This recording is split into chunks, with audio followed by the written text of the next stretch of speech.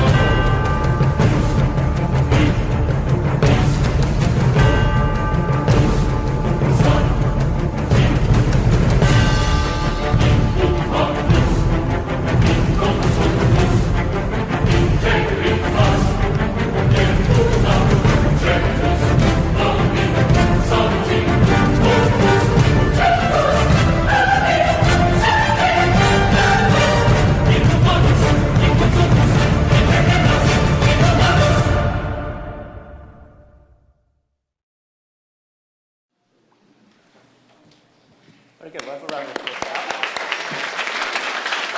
Now, I think we should probably check, and I know you're all dying to, that your whistles are working, because obviously in the event of emergency we'll need to attract attention. So if you could all get your whistles out. Security have been briefed not to call the Coast Guard if they hear them. So on the count of 3, 1, 2, 3.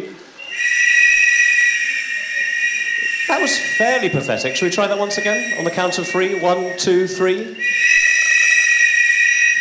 That's pretty piercing, thank you very much. Right, well, welcome, alumni, students, friends from across college. It's delightful to see you here. Sorry about the global catastrophe that has resulted in your being the last people alive on the planet. Bit of an inconvenient one, that, but I'm glad you're all here nonetheless. It's our inaugural Lifeboat Debate, and we have an exciting evening ahead of us. Just before we get on to the main business, I thought I should introduce myself. So I'm Daniel Glazer, and I'm director of a new post-apocalyptic initiative that King's will be undertaking after the catastrophe, which has engulfed us this evening, which is called Science Gallery London. Who here at their time in King's or afterwards has eaten in the McDonald's that's on the Guy's campus just around the corner? Go on, don't be shy. Deserve the apocalypse. Right, well, that's closing, and we're going to turn that into Science Gallery London, which is a new space where art and science collide. It's aimed at 15 to 25-year-olds. The building will open in 2016, and you can search for us online and contact me through the website or afterwards if you want to know how you can join in. But it's going to be the most exciting space for art and science in London, but also an opportunity for King's to connect with Southwark and Lambeth and with the city as a whole and internationally. It's being supported by World Questions, King's Answers. And if you look on the website, I think you'll agree it's a very dynamic project. But tonight, you can think of me as your captain, your arbiter, your final judge of probity, because there's only one space left on the lifeboat in which we are. And we have a number of disciplines which we need to sift through. So the format for this evening's event is that you're going to hear from each of the disciplines, but let me show you who it is you'll be looking at. We have Dr. Ben Baig. And if you want to express your support at this stage for any of these disciplines or speakers, do feel free to blow your whistle after I introduce them. Dr. Ben Baig, representing psychiatry. Okay. Certain amount of conflict, clearly, in people's responses to psychiatry there. We have Professor Malcolm Gillis, who's representing music, which your whistles clearly are not. We've got Dipali Sani, who's representing law, and there ought to be one against that. There's Professor Michael Luck, representing informatics. That was him in the Kung Fu video earlier. Okay, some support. And finally, Professor Joan Taylor, representing theology. Okay, we're going to need a bit of support from above if she's going to win tonight on that showing. And finally, representing the other side to all of us, Devil's Advocate will be Dr. Pablo Calderon Martinez. Gets all the best tunes. Right, so the format is that each of our speakers will speak for about 5 minutes, or in fact exactly 5 minutes. They'll get a little card that will be raised with 1 minute to go. And then after the Devil's Advocate has told us why they should all be sent down to Davy Jones, you'll have a chance to cross-examine them. I'll be fairly strict with the questions, so you'll have to direct your question to just one of the speakers, and they'll have to answer briefly. And then it'll be over to you. Your cards in your security packs will allow you to vote for the winner, the only one, the only discipline that will see you, the last remnants of society, through to a better future. Now, we did do a little bit of investigation beforehand. Who would like to know who the leading discipline was on the basis of the poll that we sent out before the thing began? Who would like to know? Yeah, that's good. I like the way that you're divided between using your whistles and your hands. There's a lot of retraining of your responses going on. Well, you're going to see anyway. So the winner was, are you ready? Oh, it's right. So in last place, theology currently. Following that, psychiatry, I'm sure that's not how you spell it.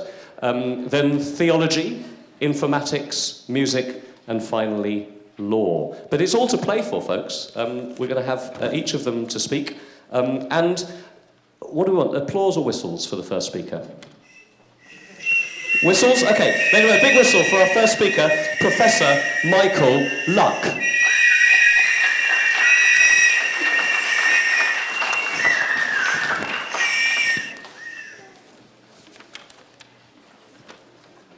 Are we ready? We ready? I've got we're not quite ready for your mic. I've been sorry, speakers, please take your seats in the lifeboat now. The drama remains. Come on. And the devil. All right, forgive me if that's like glitch. Reset the clock. Professor Michael Luck, representing informatics. So, I'm a computer scientist. That usually doesn't go down well at parties. People usually talk to me, work out that I'm a computer scientist, and then think there's a better conversation somewhere else. But I'm going to convince you why that's exactly the wrong reaction. Computing is ubiquitous. It's everywhere. I counted today that I have 10 computers on me. My laptop, obviously, my iPad, my telephone, chips in my credit cards, and actually in my car key. But more than that, it's all around us in the infrastructure. We've got Wi-Fi here. We've got so many things going on. It's not just about the physical devices, but it's about what it enables. It's about everything that we can do that we couldn't do 100 years ago. And computing has been going for a rather long time. So there are so many things that go on that really depend on computing. One example, King's Health Partners has identified some grand challenges. One of those challenges is informatics. It's computing. Why? Not because informatics or computing is in itself a critical thing in terms of health, but because it enables electronic health records, it enables bioinformatics, it enables so many modern health techniques that we simply cannot do without it. I could go on with examples. Getting here today on transport, computers everywhere. I'm not going to do that. I want to talk about one or two other specific things. And the reason is, in this apocalypse, we may not have technology. Okay, so what can I bring to the table? Why should I have the seat in the lifeboat? And the answer is about what underpins computing, what really computing is all about. And fundamentally, it's concerned with logic and reason. Logic and reason in support of practical action. And that's what I bring to the table.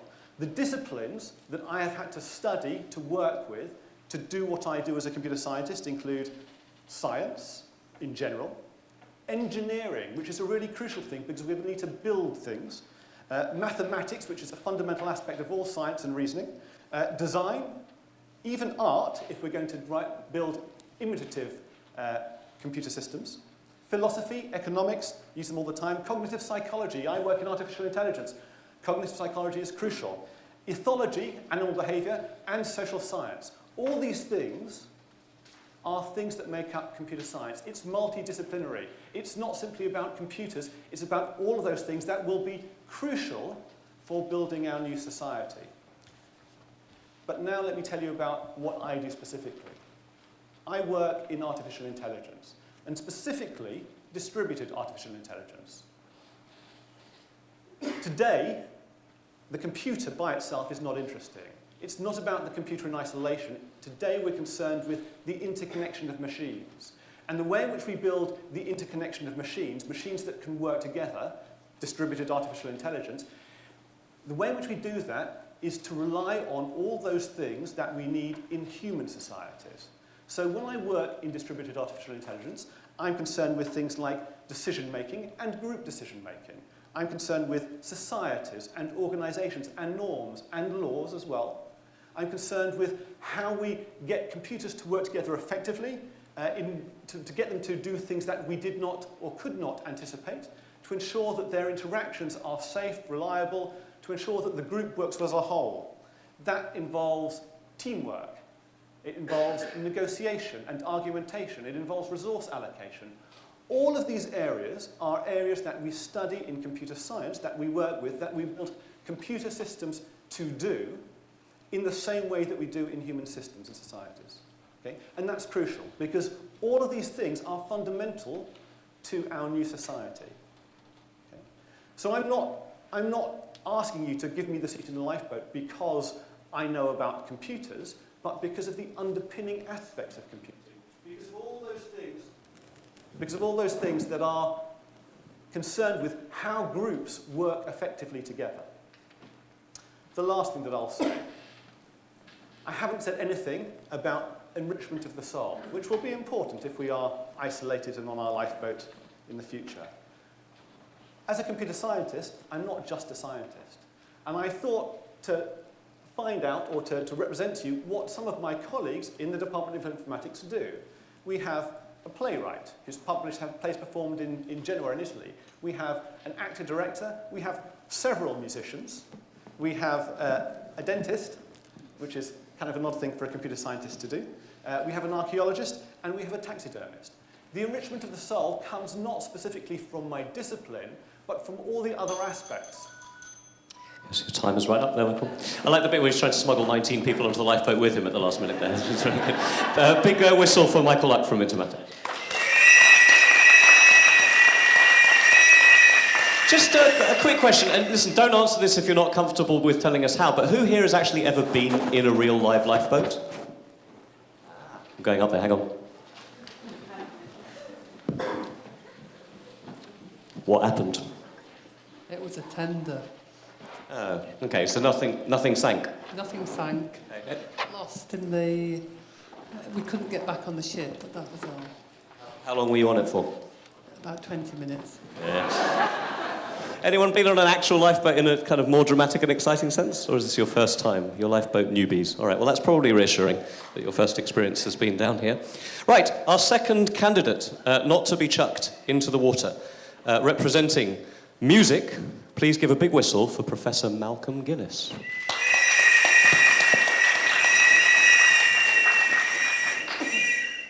Thank you, Daniel. Music has to win this place because it gives you the biggest, most extensive range of skills of any of these disciplines up here. If there's only one seat for one academic, well, we're going to have someone who can think and can do and can feel and actually knows professionally how to listen. And music is so ideal because it is an intellectual training, it's a practical training, and it is an emotional training. And you see that if you go to a concert and you hear a piano concerto with that pianist who will for 45 minutes play from memory his or her interpretation. with incredible physical dexterity, creating an emotional conviction in you. They're the kinds of skills you're going to need after the apocalypse that we've seen, so that we listen to each other, understand and empathise with each other, that we have people who practically can do things as well as talk about it or theorise about it. Now, music has the advantage of being many different things. It's a science, and a music student will study acoustics, will study aspects of the psychology of sound, will study the way composition is put together in a mathematical kind of a way. But music is also an art. We think of the history and the sociology of music. We think of the way music is so reliant and works with dance and drama and visual art. Sometimes that's the very topic of the music. But it's more than that. Music's a wonderful educational traction. That's why many of you had music lessons, because it made you smarter in lots of ways. Unfortunately, for millions of young kids in East Asia, they have to listen to Mozart CDs every night, so they get smarter. No one told them the effect only lasts for 20 minutes. But music is, for all of us, a really important recreation. It's something which you have to rely on, whether you're kicking in with the hormones of youth or you're looking for the solace of old age with your osteoporosis or your arthritis. Music's there as a release, and we're going to need that. When we go on the lifeboat to the brave new world, it isn't just going to be smart people doing smart things all the time. Hey, it's going to have lots of recreation. And music has been many more things in history. For Plato and Aristotle, it was a basic fundament of ethics. Good music created good citizens. Plato also said it was the music of the spheres that gave you the reflection of the divine. But today, music's best known in this domain for its therapy. You might have had a lot of drug therapy, perhaps self-induced. You might have had a lot of physiotherapy, but actually music therapy is a rapidly growing form of dealing with medical and long-term difficulties of the individual. Let's just remember how powerful music is in speaking to us. You know, when the pills run out on the lifeboat, maybe we're going to only have music therapies. So we need people with all these skills, but let me tell you, they have to be for the good. And music's got a good track record of not being swayed by the capitalistic endeavours of the moment, not being an area where greed is good, but where you work for the public good. You think of 1989. You perhaps remember, or you've read about, or your grandparents have told you, the Velvet Revolution in Czechoslovakia. Well, think of the singing revolution in Lithuania, Latvia and Estonia, where hundreds of thousands of those citizens of the three countries came together and held hands to create a chain of 600 kilometres. And what did they do? They sang. And that was more powerful than any tanks. That was more powerful as a statement of national independence and the desire to break away from the Soviet Union. Let me tell you, we need someone, preferably a King's College alumnus, accomplished, practical, ethical thinking, balancing harmony, knowing how to resolve discord, listens to meaning, but listens also to the tone of how it was said, like a great conductor. Make sure that with all those different voices, the sum total is more than the total of the individual parts. So my colleagues, my fellow alumni and students like me here 30-something years ago, the most intimate feature of our humanity is the fact that we learn to love. So we don't have to be like Shakespeare and conjecture about this. Music is the food of love. So as humanity's life... Stop you there with Shakespeare, but we'll have a big whistle for Professor Malcolm Guinness. Beautiful timing. Right, just need to check a little bit about how we're going to cope, given that we've only got one academic professor or faculty leader with us. Who here rowed professionally or otherwise as an amateur in their time? Who's a rower? Any oars people, or oars men or women? Okay, we're looking pretty bad. Anyone got any navigational qualifications on boats? Any yacht masters or people? You do? Mum, I'm going to ask you, what's the longest distance you've ever sailed using your qualifications? To the Canary Islands and back. Did it go okay? Not now, no. And at the time, you didn't get too badly lost? No, not lost at all. Never got lost. I think we have a navigator appointed for the thing. Give her a big whistle. I feel much more confident knowing that you're here. Our third speaker, representing the Faculty of Theology, so there will be a calm, I should imagine, on the sea as she speaks, is Professor Joan Taylor. Big whistle, please.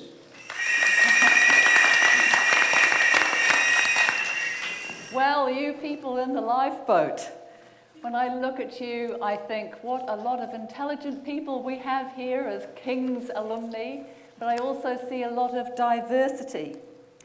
Whatever new world we're going to, or you're going to, you have to negotiate all the diversity that is among you here. Understanding each other in diversity and understanding what is most meaningful to us. Building a new civilization is not only about practical matters or organisation, but also how we build values and how we understand ourselves, our lives. I offer you a discipline that permeates all the arts and humanities, informing art history, music, literature, philosophy, history, politics, the study of phenomena within all cultures of the world, including in popular culture and beyond into architecture, law, and medicine. The study of theology and religion is multidisciplinary, interdisciplinary, asking us to stretch our minds. We need different languages and different skills and deep analysis. We need languages. Even as we speak today of the apocalypse that has befallen us, I can tell you that the word apocalypse, apocalypsis, is from ancient Greek and means revelation. It's a revelation of things to come, and it was a form of literature that was devised by Jews and Christians in the 1st century against the power and the might and oppression of the Roman Empire. The great religions of the world have driven great movements of history and even moments like these, for better or for worse. To understand what it has meant to be human, you need to understand something about religion. What are the concepts of God, Allah, the Dharmakaya, suchness, the Devas, the Trinity? Why can they make people so desperate to further their identity or protect themselves? How can people devote their lives to notions that are so intangible? We can explore religion both positive and negative in its expressions, but we aim always to further awareness and ultimately dialogue. Understanding religion means exploring the foundation of our life, the sense of our existence. Every one of you in the lifeboat will have some answer to the question about the meaning of your own reality, even if the answer is agnostic. That we can ask such a question itself says something about us as conscious beings and hits us hardest when we are in a crisis like right now. Religion is not just about formal appearances and actions, the rites and rituals, prayers and hymns, meditations and pilgrimages, and so on, or even belief. Religion covers two perennial aspects of humanity. How are we to behave with one another? How are we to govern our instincts? And secondly, how to conceptualize what we cannot ever know. These are vital perspectives as we float away into the future, because these address areas that motivate us deeply and strongly shape our reactions, particularly when under stress. Studying religion can enable us to grasp these issues, aiming to advance people's understandings of each other while also asking tough questions. Whether we delve into our own religious tradition or that of others, we can get a sense of our commonality, what we fear and what we value. An expert in religion can mediate when people reach an impasse, illuminating past ideas. We might not necessarily explain everything, but we take the question of why as important as the question of how. In terms of my personal skills, I'm allowed to talk about my personal skills here, and I'll say, as a Kiwi, I'm told. I was grown up to be resourceful and learn to be really hands-on. I'm a very keen sewer and knitter. I made this jacket that I'm wearing. I've made ball gowns. Yay. And I would make clothes for you all and teach you how to sew and knit. And I've got my sewing bag with me with my knitting. So woolly jumpers for all. But I think we need a few sheep. Okay, thank you.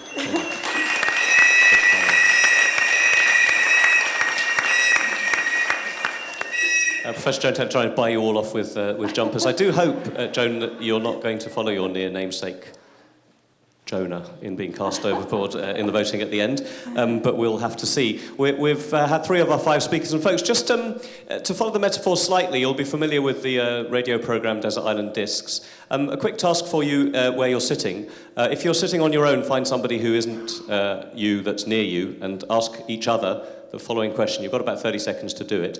What is the luxury object that you will choose to bring with you into the lifeboat? What is the luxury object that you will be bringing with you into the lifeboat? Tell the person next to you, and then we'll resume the debate in 30 seconds' time. I'm just going to knit. Yeah.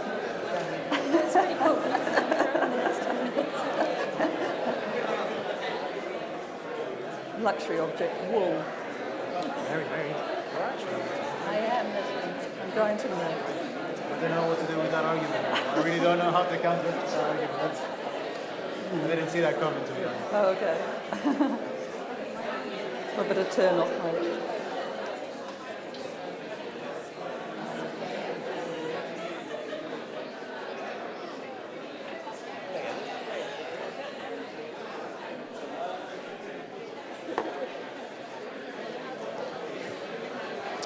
Okay, folks, so I'm not going to run up with the microphone, but if you were particularly surprised or sceptical about the object that your companion suggested, just shout it out now. What's the weirdest thing that anyone... Yeah, what did you hear? He wants to bring a laptop. He wants to bring a laptop. That's not a vote for Professor... Yeah, sir, what did your companion ask? Pork? As in the meat? Controversial, okay. Sir? Elizabeth Arden, what? Eat our 8-hour cream. Okay, very good. Not sure I completely follow that one, but we'll talk about it over mulled wine later. Any other weird suggestions that were called out? Okay, pretty good. Well, at least apart from the laptop, none of those need power, I guess, so that's practical. Our next speaker, folks, is an alumna and representing the Faculty of Law, Dipali Sania. Big whistle, please.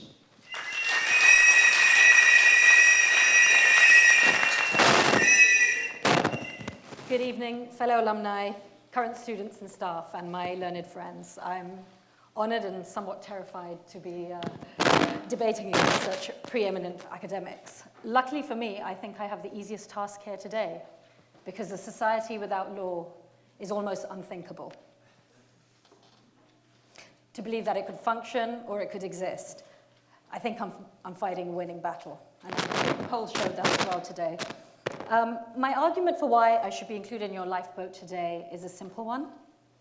And believe me, I know what you're thinking. Why would I want to share a confined amount of space with a lawyer? But I'm going to tell you why. Human beings need to exist in harmony with one another. And basically, a society without law would result in anarchy. And I think we've seen that in history over and over again. Law is the glue that keeps society together.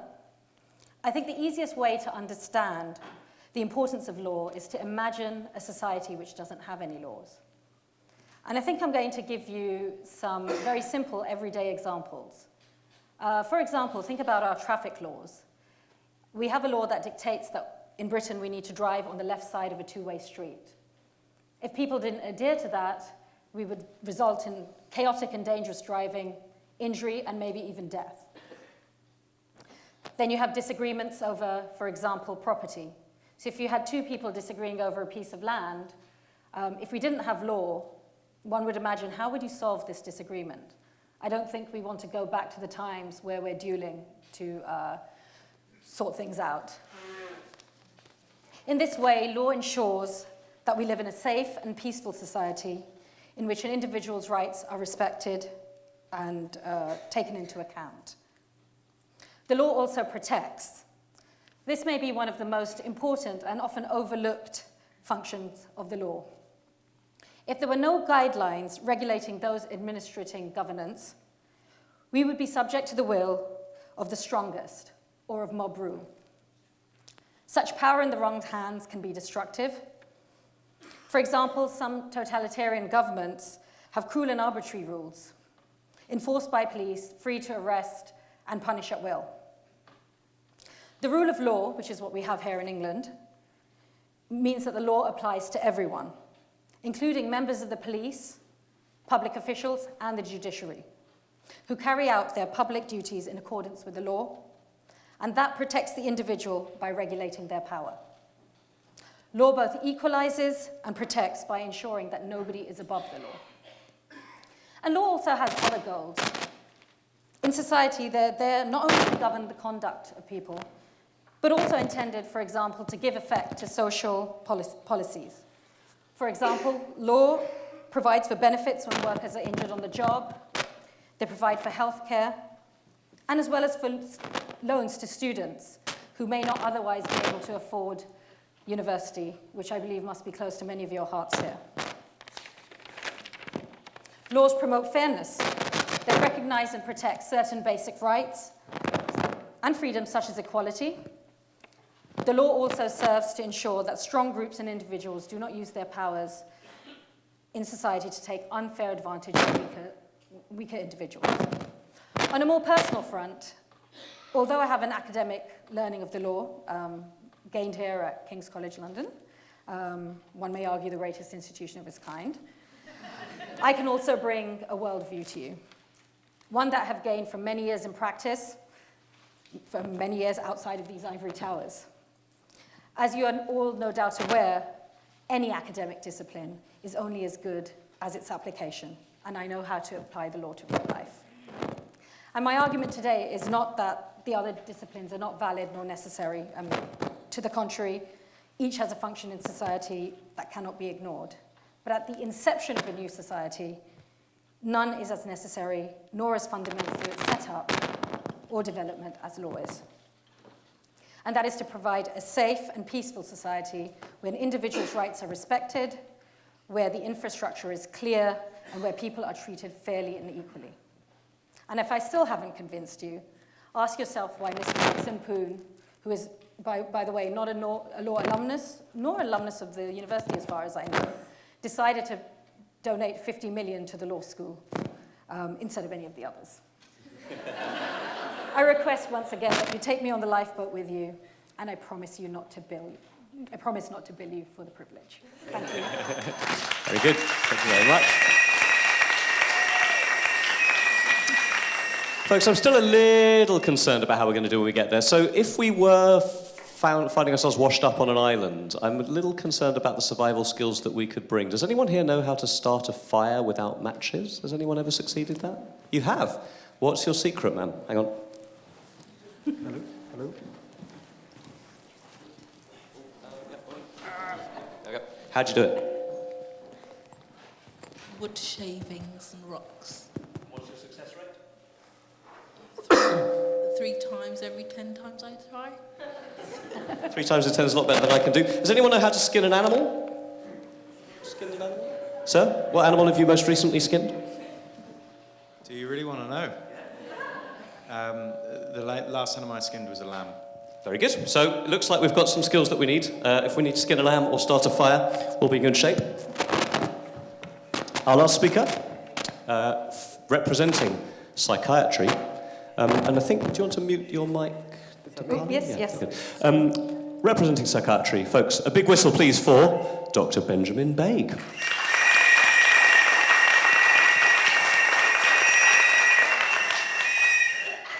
So good evening, ladies and gentlemen.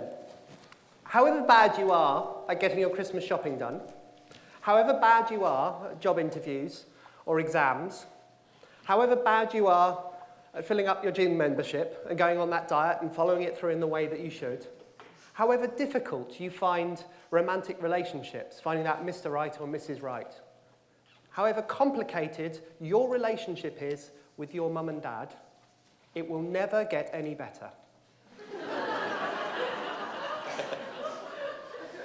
I'm a psychiatrist because I don't believe that's the case.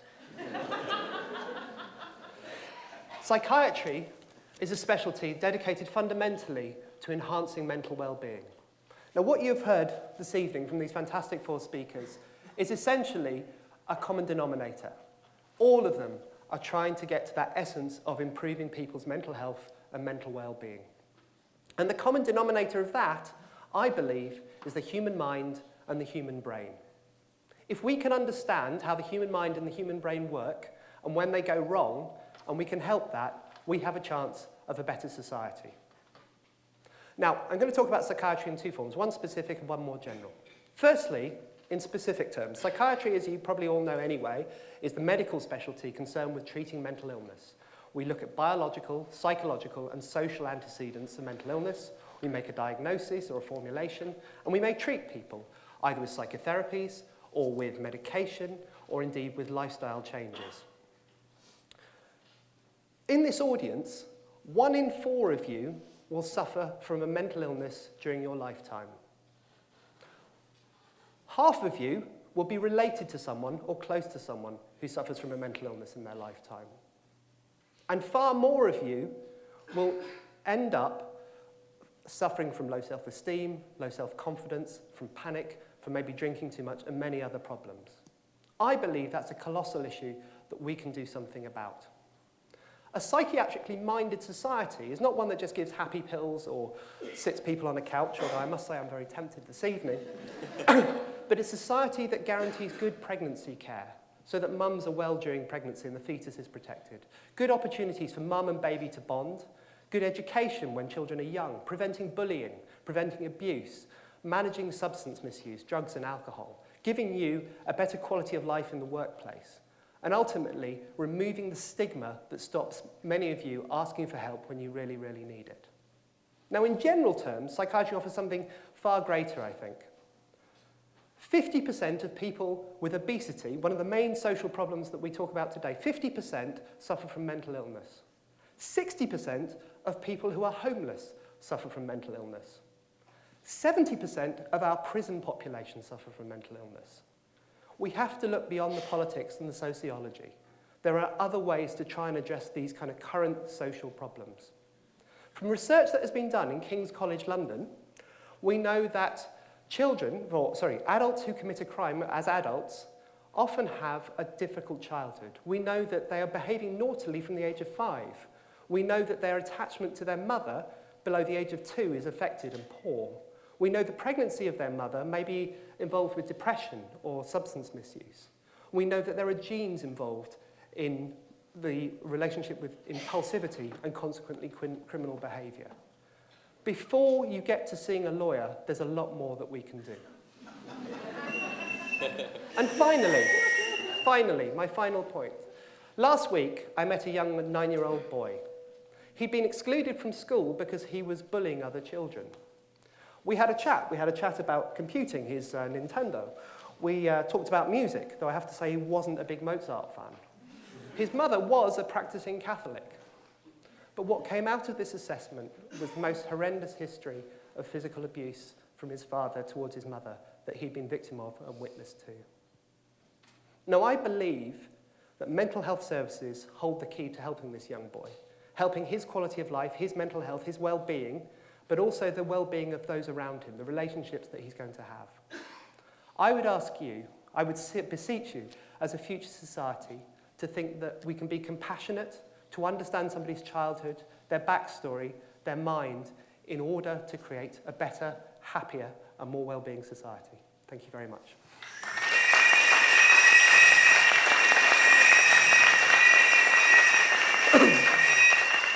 Impassioned speech from Dr. Debate, and not above getting a few digs against his fellow speakers as well. Folks, the waves are getting choppier. I'm concerned. I don't think we've got enough room for all of these speakers. In a moment, you'll be able to ask them some killer questions to elucidate who we should chuck off. And then you'll hear from them each for 30 seconds as a final plea as water begins to lap over the, do I mean gunwales? Gunwales? What are they called? The edges of the boat. And we start to go down. But before that, we have one further speaker representing potentially the cause of this horrible apocalypse, which has engulfed everybody who's outside the room, arguably. Ladies and gentlemen, the devil's advocate, Professor Pablo Calderón Martínez.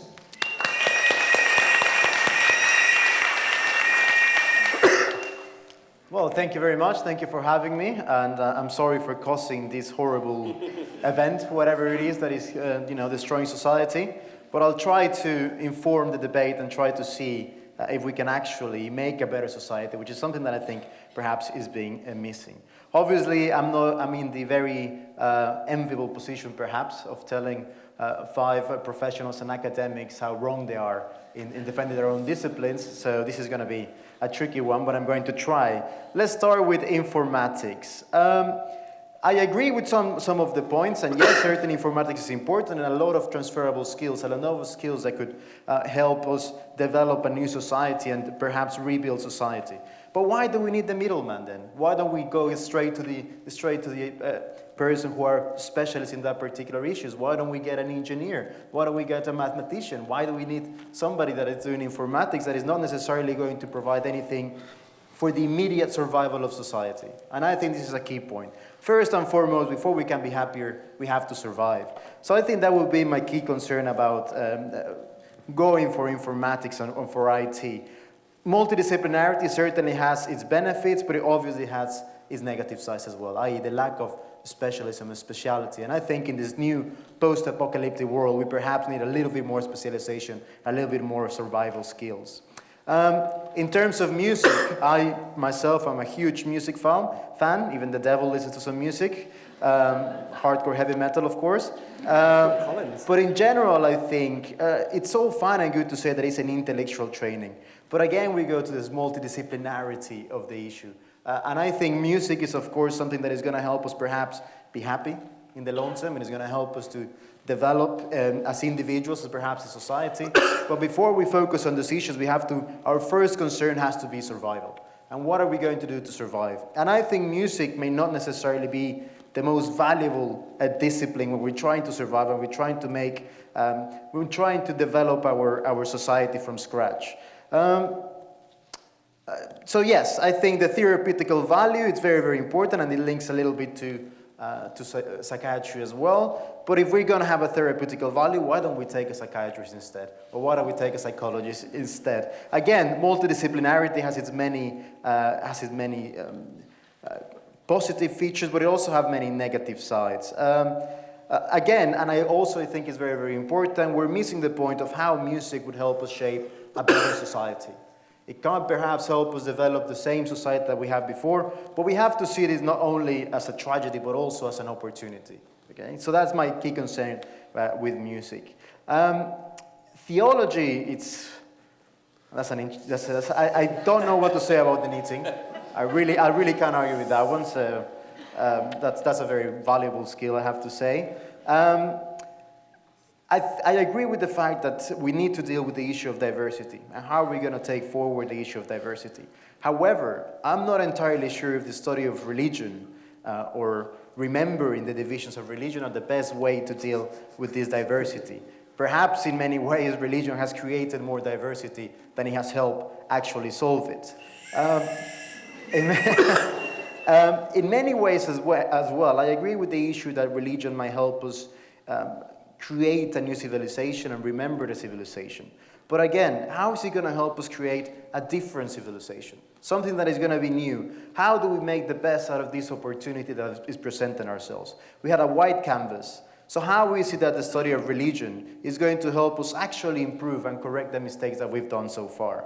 I think that is a key principle as well. At the same time, I believe that perhaps religion is something that, as you rightly point out, is perhaps intrinsic in all of us. We all have that need and that desire to believe in something else and to explain the unknown. So perhaps, in my view of this post-apocalyptic world, religion and theology might be one of those disciplines that would develop and evolve naturally again.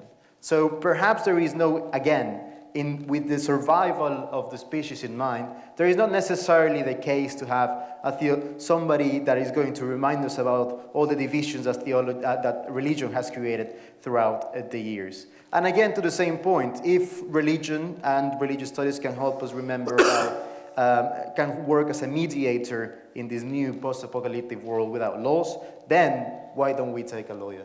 Somebody who's going to be actually limiting those mediations. Don't get too carried away. I'm still haven't gone to the law business.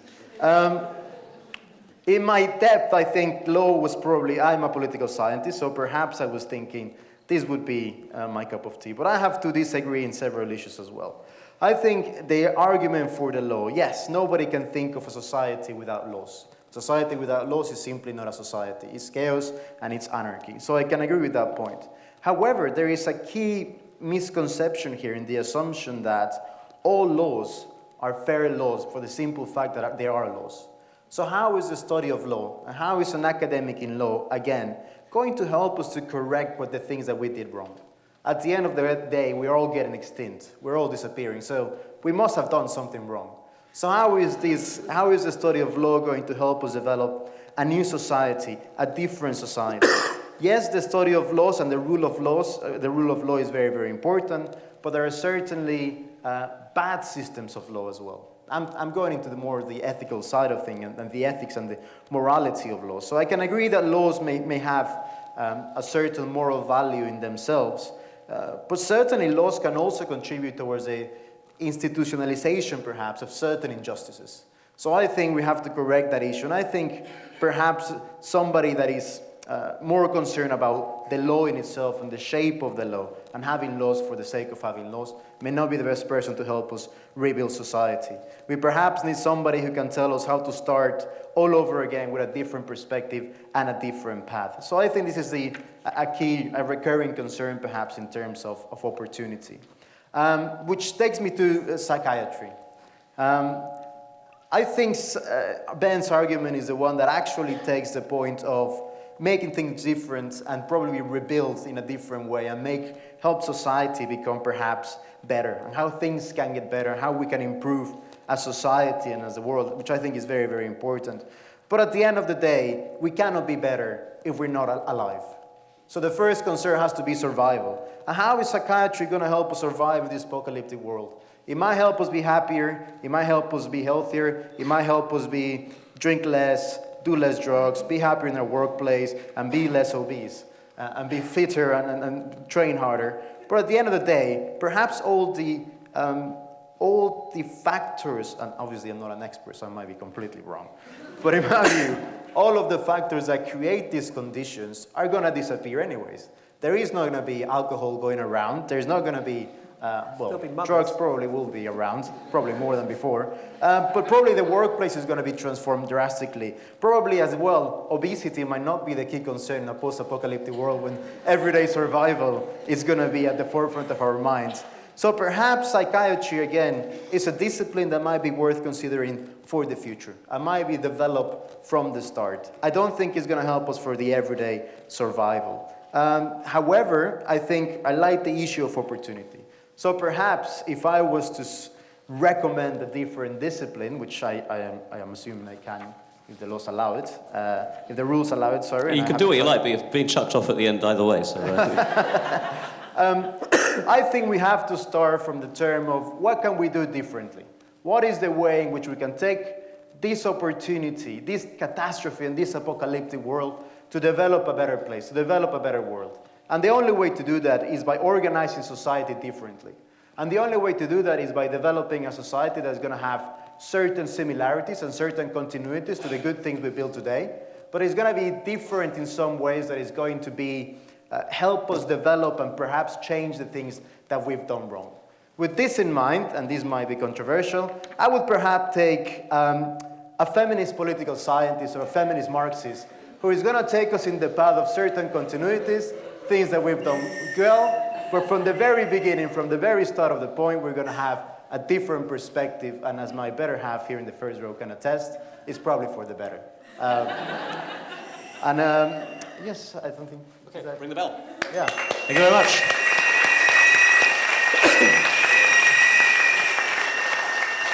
Dr. Martinez cunningly trying to rebrand Spanish and European studies as the feminist Marxist answer to the Lifeboat Debate.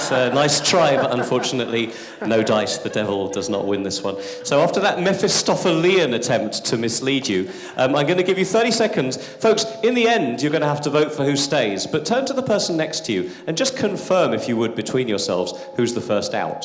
It's of no direct relevance, but who are you chucking out first? And then we'll come to a few minutes' questions. Who's going out first?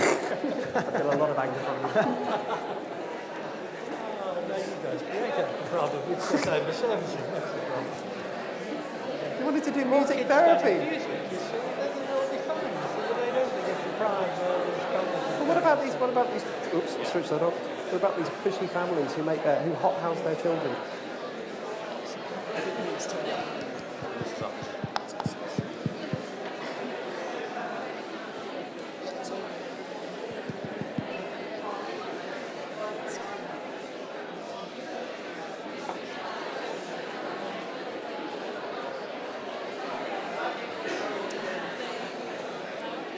Okay, folks, that's the first one out. Any surprises? Anyone surprised by their partner's choice of evictee? Well, we'll have to talk about that afterwards over a glass of mulled wine. Right, ground rules for this bit, folks. Got about 10 minutes to do it. Panellists, please turn your mics on and ensure that any kind of loose clothing or hair is away from the mics.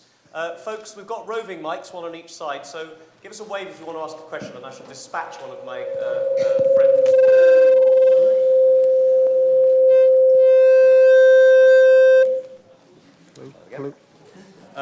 I'll dispatch one of my friends up to you. What do you think the problem is? Okay. All right. Okay. New instructions. Mics off, folks. We're going to use a roving mic for you guys. Okay. It's just we're overloading the system. Okay. So right. Who's got a question first off? Now you can address the question to just one of the panelists. And make your answers brief first. I'm just going to chuck you off myself. All right. Who wants to go first? Yeah. All right. Go on then. Go on then, sir.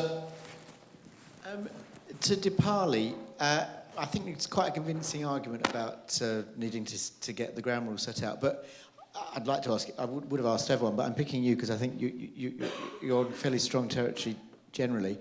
But in the first hour or day, what do you do in that first hour or day what do you do in the first hour or day? Get your waterproof rate card out, yep. Interesting. I think the first hour or day, I think the biggest problem you have with people when they're together is dispute. And anybody who's studied any kind of tribalism, anything, sees that people immediately sort of form groups. And I think what you do on the first day is you've got to put together something which gives you like a voting system. Be it a very simple voting system, it's got to start right at the beginning. It's hard because do you appoint a leader? I don't know. But you definitely need, maybe it's just majority rule for a bit, and then, I know, I see all the problems with that as well. But it's got to be simple on day one. I don't think you can write a constitution.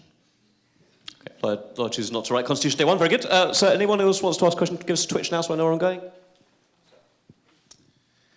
Hi, this question is directed at Professor Gillies. You make the point that music is very important to all of us in our emotional development. And I think we can all agree with this, but the flip side of that is that there are many talented amateur musicians, and in every society we develop wonderful music. Why in particular do we need to take a specialist with us in our hour of need when music will develop organically on its own?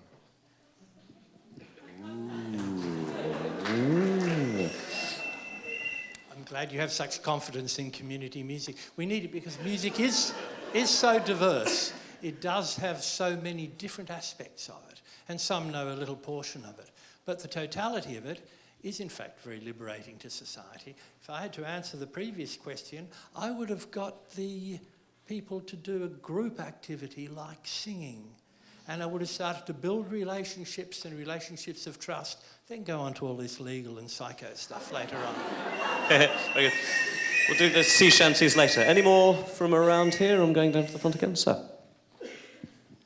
This is a question directed to Professor Taylor. You mentioned that religion, one of the contributions of religion is to help us control our instincts. And I felt very worried at that. It felt as if religion distrusts something very deep in human nature. And it seems to me, your colleague to your left, talking about how the law curtails excessive power, seemed to be much more on the ball. Don't you think religion's inability to trust the deepest concerns and the most deeply held values that we have, that spring from our instincts, will disable it from actually performing a useful role? I can see that the others can't. What did you study this? Divinity. Divinity was the answer. Oh, it's a really rich question. Religion has, as you know, been very instrumental in thinking about ethics and how people behave to each other. And the trouble with instincts, of course, is there's good instincts, and then there's instincts, impulses that can be very detrimental. And sometimes religion has gone terribly wrong. And the instincts, if you like, that would have us kill and be jealous and let loose against other people have been sanctioned by religion. So it's not at all a case of religion always getting it right. But it is the basic issue about ethics, how we behave, has often been the preserve of religious traditions. And what we do is we look at them and we weigh them up, but we certainly don't condone. Oh, okay. No condoning from the religious. Question here to my right. This is a question for all of you. So we can make it... Oh, okay. Well, maybe by raising a hand then, so we can make a decision based on your personal skills. Can any of you grow any food? Oh. Yeah, Okay, got a I'll veggie allow it. garden. If you can grow food, put your hands up. I think very little time to test it this evening, so my advice would be to stick your hand up right now. Yeah, ma'am. Hi, this is a question for Dr. Benjamin. What would you do when the food's all run out and people start trying to eat each other? Never mind being able to cook. What are you going to do in that case? Well, I fear that's a problem for everybody on long here, in fairness. As part of my day-to-day job, I do family therapy. I do individual therapy. I think that all we can hope for is that we build up trust and love and support amongst a community based on an understanding of each other. And that's central to family therapy that I do every day. That's central to many aspects of psychological therapy. So, I mean, in that horrendous situation, I guess all we can do is improve human relationships, which psychiatry can do, I think. We'll invite you back for the sequel of this debate as to which academic you're going to eat first after this. Can I kind of address this to all of you? I mean, mine... I'd also... No. I would want to make sure that the person I chose had no political ambitions. Do you have a question, sir? The question is, do any of you have political ambition? So, Faye, if you're brave enough to stick your hand up with a yes, do it now. Anyone want to stick a hand up and say they have political ambition? The devil and the music. Right, time for a couple more, ma'am.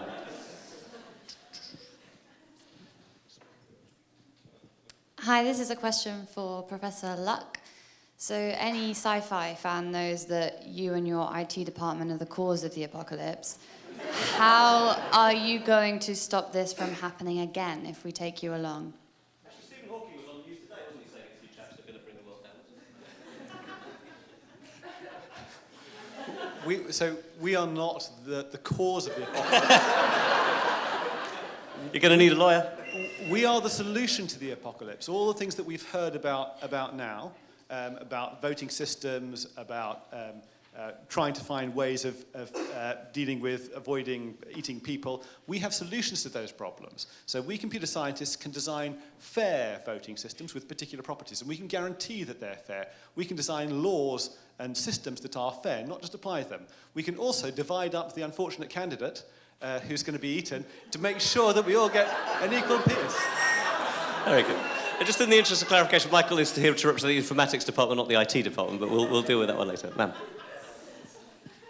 Thanks. This is a question for Professor Gillies. I wonder whether you could say something else about how music can be so good for balancing the individual with the collective. So how, at a young age or at an old age, music allows you to balance your individual voice with working together as a team, and how important that is for society.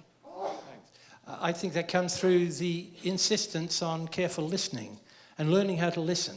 Then you hear yourself, but you also need to learn to hear as everyone else. And that's the skill of ensemble. And that leads to something which does become better than the sum of its parts, because you're all listening to everyone else. Most other areas don't practice listening. We hear what we want to say, then we turn off. Yes, sir. As some lawyers will be aware here, there is in fact a legal case dealing with cannibalism in a lifeboat. Can Dipali remember any of the details of Crown and Dudley and Stevens? Quite honestly, I graduated in 99. I studied that in 96, so the answer's no. I probably blocked it out, to be honest. Being vegetarian, that is. Time for two more. Okay, this is another question for the law candidate. Building on the devil's advocate's view that if this society is falling apart, we will need to take a fresh look to what we're building on the other side. Why should we bring you with the views of the strict, that the strict structure in society is the most important way to start the new world on the other side, as opposed to taking a more organic, transdisciplinary approach? First of all, I don't think we're taking a transdisciplinary approach. I think we're trying to take a single disciplinary approach here. But I think you are interpreting law as being strict, and I think you'll find that law actually, so far, the system we've had has developed over time and develops with the changing times. Examples of terrorism law, which are pretty new, or the laws and the regulations that have come in to deal with the financial crisis. So I don't think law is as strict as it has been seen, and I think it develops with the society as it is, and in a new society, you would develop a law maybe based to some extent on the rule of law, which is the one I know and practice, but you would make changes to deal with a new society. No segue intended, but the sharks are circling, folks. Time is almost up. Last time, time for one more question, and it'll be from here, ma'am. My question is to all the panel that, I mean, the situation we're in is quite chaotic, I think. It's not, 21st century Britain. And my question is that if we're in a situation where we're going to eat each other, where some person is going to be pulled off the ship, and my question is, will we pray or not? Who are you going to ask? One person, the lawyer. I know the theology person will say yes. I feel like you guys are picking on me tonight. This could work in your favour. Am I going to pray? Interesting. You're asking about my religious affiliations now. I don't know. I don't think that the first thing I would do is pray. I think that I'm going to leave that to Professor Taylor over here. No, I'm going to say no. Because I think you need to organize first. I'm the practical one here. I think you need to put a structure together. Praying, who do we pray to? Will everyone pray to the same person or the same entity? I think it causes its own problems. You've got to regulate everything first. With a last-minute plea for regulation of prayer, we have the look. Very good, folks. Okay, that's it for the questions. The time of the final decision is approaching. The plank has been attached to the edge of the lifeboat. 4 of the 5 speakers are about to walk down it, and this is their last chance to explain to you why it shouldn't be them. So they've got 30 seconds each, folks. I'm kind of loving the handheld mic, guys. Do you want to just pass that around as we go? It's going to be Ben first. Yeah. So 30 seconds each to explain why they shouldn't come off, and when the bell rings, you can hand it on. So first up, quick whistle for Dr. Ben Baig. So Thank you very much, ladies and gentlemen, for listening to everything. As we've seen from the film at the start, it will be catastrophic. There will be nuclear bombs, there will be U-boats, there will be Kate Winslet in our future society. All of these are fearful. These will make us afraid, terrified, and so on and so forth. We have to do something to allay those fears. We have to help the people who strip live lambs, the people who want pork as their desert island disc problem, or the people who had some kind of weird body product cream that I'm not sure I fully understand.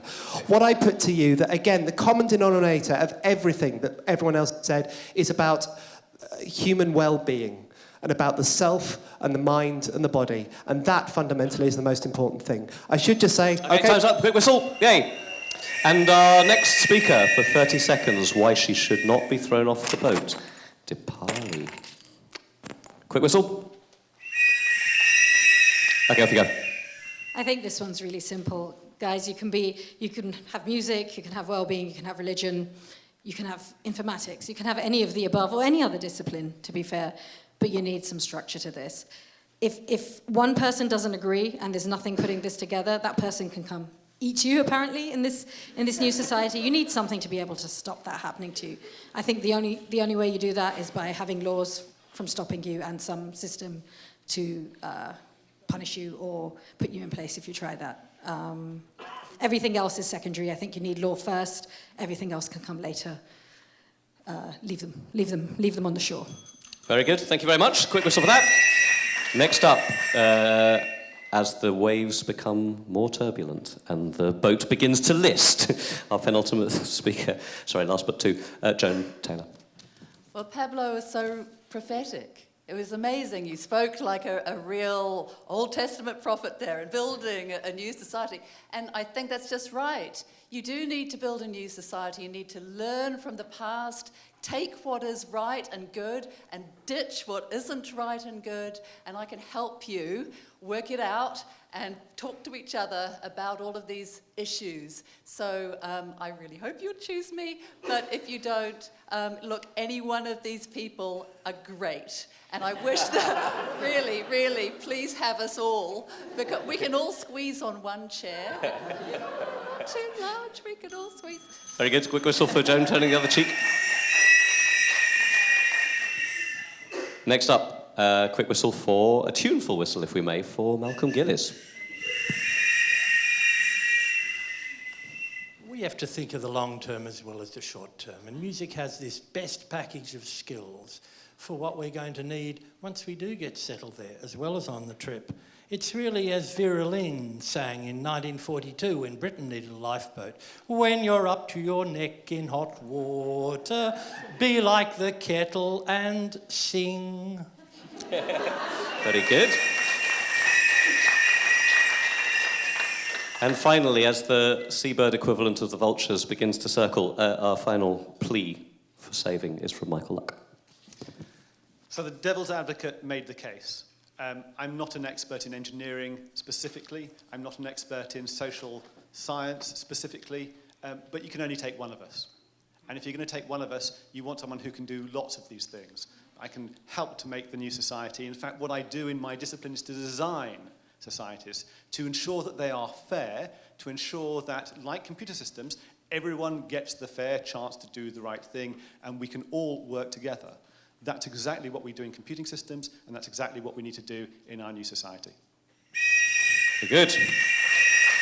Okay, folks, the time has come. So, you've all got cards. I didn't tell you, but I did study visual neuroscience for 15 years, and I think the task that our fabulous and hardworking team have set themselves to get you by colour is a very difficult one. But what I'd like you to do is to look at the colours on the screen. For those of you who are colourblind, I'll read them out. Informatics is green, music is purple, theology is red, law is blue, psychiatry is orange, and the devil's advocate is white.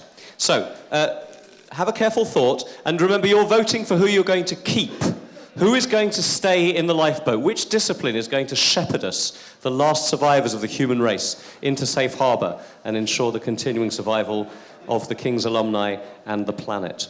So, folks, now is the time. Wave in the air, hold up the card representing your choice for the discipline that is to be saved. Now, keep them up, folks. Don't wave them too radically. Keep them up, and we're going to have an impartial count. Keep them up high as they're being counted.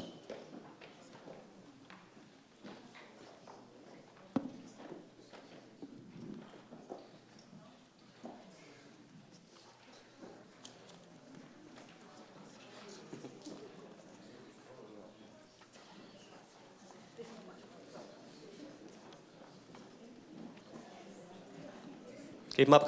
Half a minute more, folks. Just keep them high so you get counted. You'd hate for the wrong person to be thrown off. Ooh, the excitement. So it's pretty evenly matched from where I'm standing.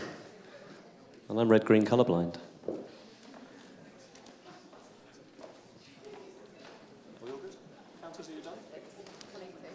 Still a few more.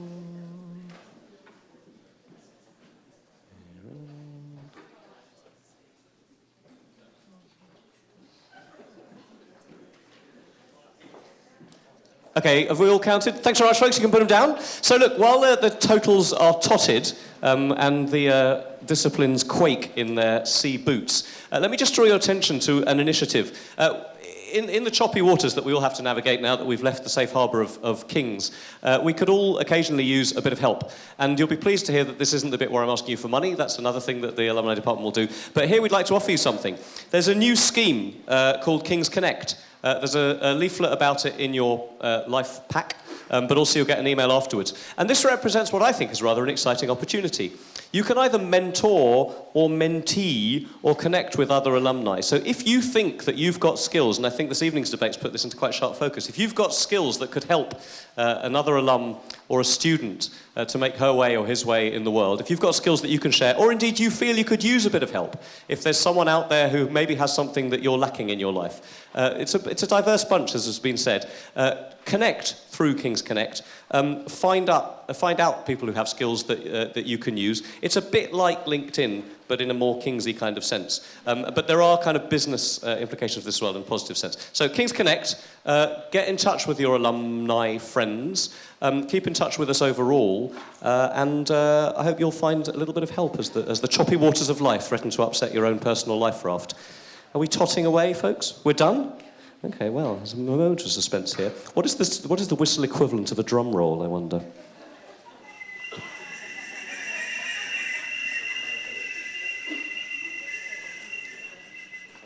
Very good. Well, I suppose it's reasonable to do this in reverse order. You'll be pleased to know, folks, I'm not going to make you mime walking the plank, but I'm afraid that the first to go off the boat is the devil. Whistle for the devil, please.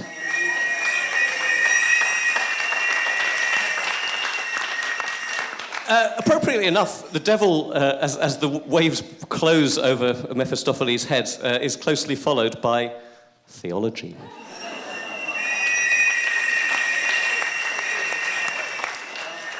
I'm desperately thinking of the lawyer and the theologist and the devil and thinking of Lifeboat. But it is indeed following on from theology. The next to walk the plank is the law.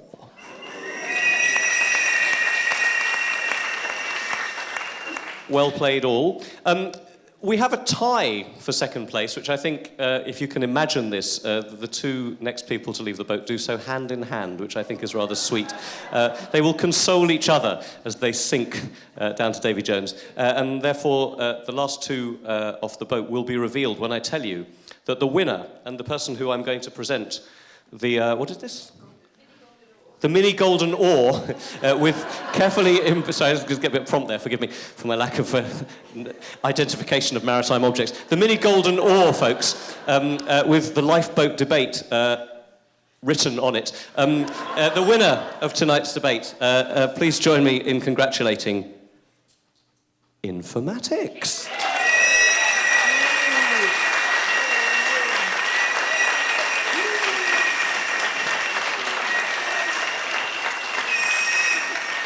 Okay, now paddle like crazy. Folks, well, that's been extraordinary. There are many more, I think, events like this to come, so do continue to follow us online. We're going to be having a glass of mulled wine and mince pies, to which you're warmly invited to join us outside. There are feedback forms. You can write pretty much anything you like on them. Tell us if you enjoyed this evening, other things you'd like to see, so do fill them in and hand them in on the way out. And just before you do, will you help me to thank our speakers this evening, Michael Luck, Malcolm Gillis, Joan Taylor, Dipali Sani and Ben Baig, and of course, the devil.